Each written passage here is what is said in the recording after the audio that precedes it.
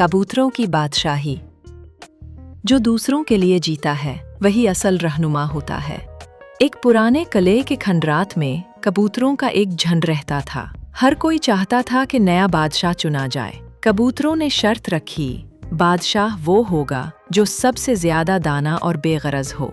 सब कबूतरों ने अपने अपने पंख फैलाए, अपनी रफ्तार, आवाज और ताकत दिखाई। बस एक खामोश कबूतर जिसका नाम सफेदो था पीछे बैठा रहा। एक दिन तेज आंधी आई, सब कबूतर भाग गए मगर सफेदो उड़ता रहा। नीचे गिरने वाले बच्चों को अपनी पीठ पर उठाता रहा, कमजोरों की मदद करता रहा।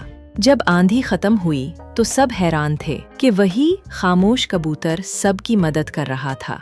एक बूढ़ा कबूतर आगे आया और कहा, हम बादशाह ढूंढ रहे थे जो ऊंचा उड़े, मगर असल बादशाह तो वो निकला जो दूसरों को गिरने नहीं देता।